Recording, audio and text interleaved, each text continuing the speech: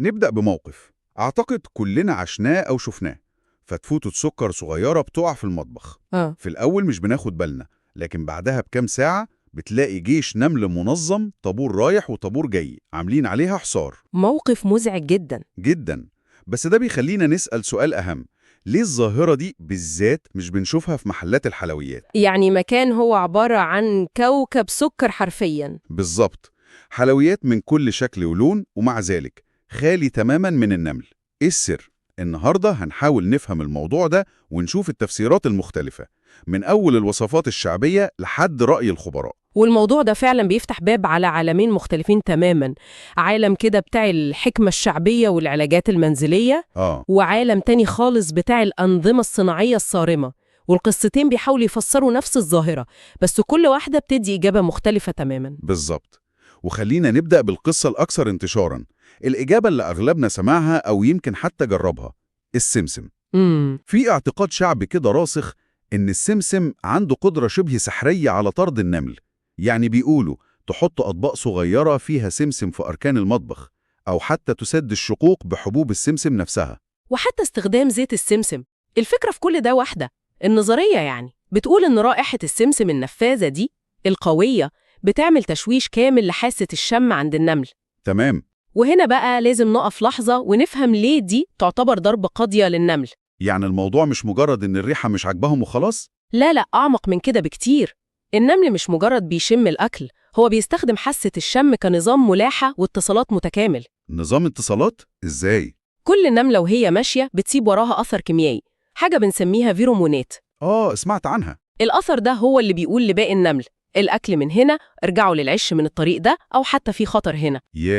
فلما نحط ريحة قوية زي السمسم أو النعناع أو الخل، إحنا مش بس بنضايقهم، إحنا بنعمل زي ما تكوني بتصرخي في الراديو بتاعهم وبتشوشي على كل إشارات الGPS بتاعتهم في نفس الوقت. بتتمسح الخريطة بتاعتهم يعني؟ بتتمسح تماماً، فبيتوهوا وبيعتبروا المكان ده منطقة خطر لازم يبعدوا عنها. دي معلومة تخلي الواحد يبص للخل والنعناع في المطبخ بصة مختلفة خالص. فعلاً. يعني كل الوصفات الشعبية التانية زي بودرة الطلق أو رش مياه بليمون وبيكربونات الصوديوم كلها شغالة على نفس المبدأ ده؟ بالظبط. مبدأ الحرب الحسية ضد النمل. هي دي الكلمة الصح، كلها بتلعب على نقطة ضعف النمل الأساسية دي. بودرة الطلق بتعمل حاجة مختلفة شوية، بتعمل حاجز مادي بيصعب عليهم الحركة، لكن الروايح بتعمل حاجز كيميائي بيعطل تواصلهم.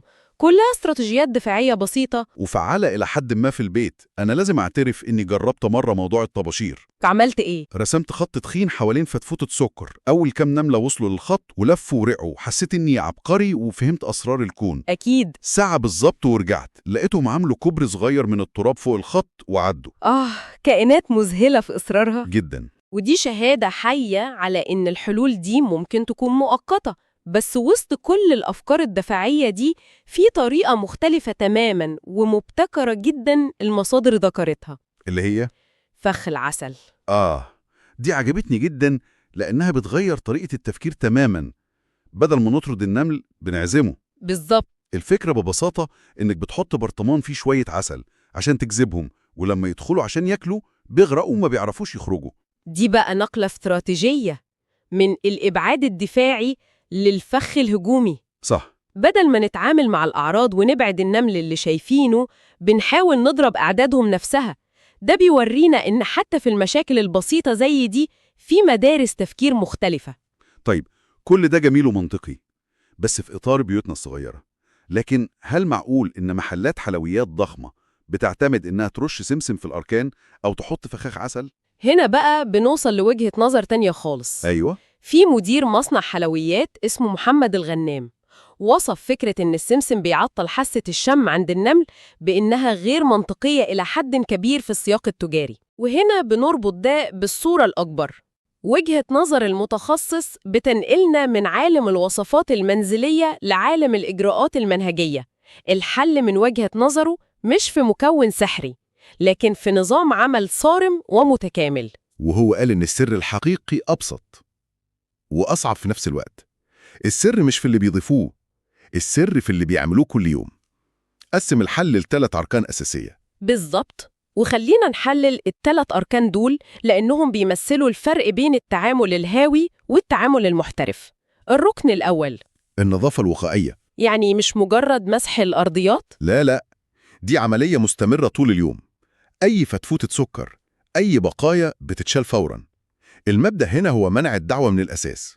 لو مفيش حاجة تجذبهم مش هيجوا أصلاً. منطقي جداً. طب والركن التاني؟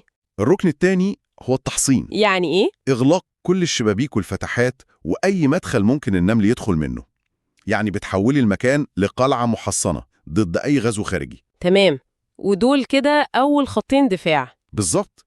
لكن الركن الثالث هو الضربة القاضية، المكافحة العلمية المتخصصة. ودي نقطة مهمة. يعني لما قال مبيدات متخصصة، أنا على طول فكرت في الرش اللي بنجيبه من السوبر ماركت. لا، الموضوع أكبر بكتير. في الأماكن التجارية خصوصاً اللي بتتعامل مع الأكل بيستخدموا نظام اسمه الإدارة المتكاملة للآفات أو IPM. ده اللي هو إيه؟ ده نظام علمي مش عشوائي. بدل ما يرشوا مبيدات طاردة بتخلي النمل يهرب ويرجع تاني، ممكن يستخدموا طعوم متخصصة. طعوم؟ طعم. عبارة عن أكل بيجذب النمل ومخلوط بمبيد بطيء المفعول. النملة العاملة بتاخد الطعم ده وترجع بيه للعش وتأكله للملكة واليرقات، فتقضي على المستعمرة كلها من جذورها. يا نهار أبيض. يعني بدل ما يحاربوا الجنود اللي على الجبهة، بيبعتوا حصان طروادة لقلب قيادة العدو؟ بالظبط كده. وممكن كمان يستخدموا حاجة اسمها منظمات نمو الحشرات. دي مواد بتمنع اليرقات من إنها تكبر وتبقى نمل بالغ، فالمستعمرة بتنهار مع الوقت عشان مفيش جيل جديد بيطلع. دي حرب بيولوجية وكيميائية مدروسة. تماماً. مش مجرد رش عشوائي. بس لحظة، استخدام كل الكيماويات دي جنب الحلويات والأكل، مش ده خطر؟ يعني ليه منستخدمش نسخة صناعية قوية من الحلول الطبيعية زي زيت النعناع المركز مثلا؟ ده على الأقل يبان أكثر أماناً. سؤال ممتاز وبيلخص المعضلة كلها. السبب هو الفرق في الحجم والمسؤولية. في بيتك لو شوية نمل هربوا من زيت النعناع مش أزمة كبيرة. صح. لكن في مصنع أو محل كبير، ظهور نملة واحدة ممكن يسبب كارثة صحية ويضر بسمعة المكان كله. الحلول الطبيعية فعالة في الإبعاد المؤقت، لكنها مش بتقضي على المصدر. تمام. أما المبيدات المتخصصة فهي بتخضع لرقابة صارمة جدا، وبيتم استخدامها بطرق معينة وبنسب محددة من فنيين متخصصين، وغالبا في أوقات ما بعد الإغلاق، عشان يضمنوا الفعالية القصوى والأمان التام للمنتجات والعملاء. المخاطرة هنا مش مسموح بيها. إذن الخلاصة من كل ده إننا بدأنا بسؤال بسيط عن النمل ومحلات الحلويات، وانتهينا بقصتين مختلفتين تماماً. قصة شعبية مليانة بوصفات طبيعية ذكية بتعتمد على فهم بسيط لطبيعة النمل، وقصة تانية احترافية بتعتمد على نظام صارم من النظافة والتحصين والحرب العلمية. وفي النهاية يبدو إن الإجابة المنطقية هي إن السر نظافة محلات الحلويات هو الشغل الجاد والمستمر والنظام الدقيق، مش وصفة سحرية بتتحط في الأركان.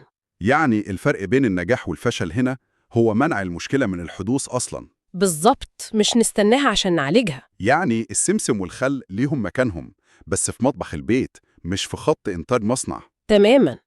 لكن كل ده بيخلينا نفكر في فكرة أعمق شوية. اللي هي كل استراتيجيات طرد النمل الطبيعية اللي اتكلمنا عنها بتعتمد على تعطيل نظام اتصالات معقد قائم على الفيرومونات.